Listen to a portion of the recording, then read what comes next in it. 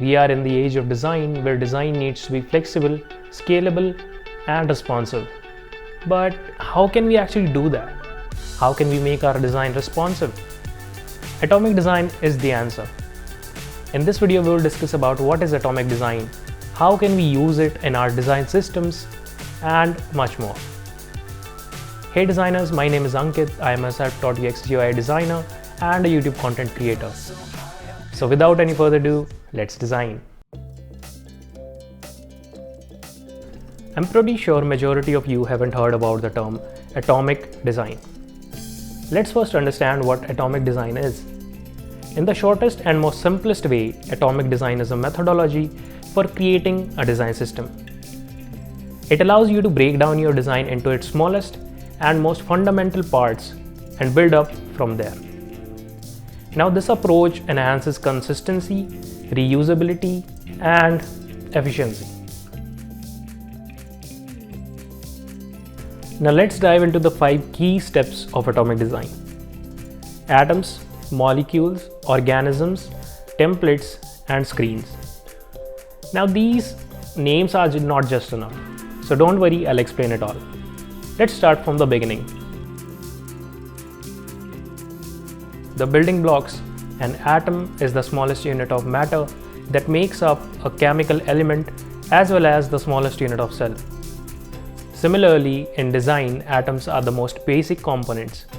They are the building blocks of design, such as buttons, lines, shapes, icons, and text labels. Combining atoms, we get molecules. Molecules are the group of atoms bound together to be the smallest fundamental unit. In design, a molecule can be created by combining 2 or more atoms. For instance, an input field and a button can combine to become a search form, which can perform the search function on the interface. An organism is a collection of molecules that have been bound together to form complex individual portions, such as a login page or form. These are the building blocks of your design system. Using these 3 steps of atomic design, you can create templates and screen, or also called pages. Now, what is a template? Template defines the layout and structure of your page. They arrange organisms within a page or a screen to create a consistent design structure. Let's take an example of a hero section of a website. A combination of header, text, buttons, and images form a template. The final product, pages, are where everything comes together. They represent the actual content and the final product users interact with.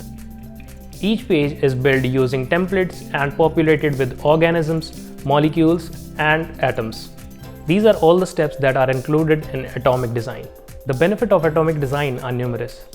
It ensures consistency across your design, simplifies collaboration among team members, makes design responsive and more manageable, and streamlines maintenance and updates. Now, see it in this way. You start from creating the smallest of the elements and you make your way up and create screens in the end.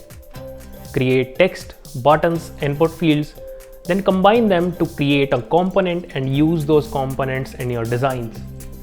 So when you want to make a huge change in your design, you just need to change the component.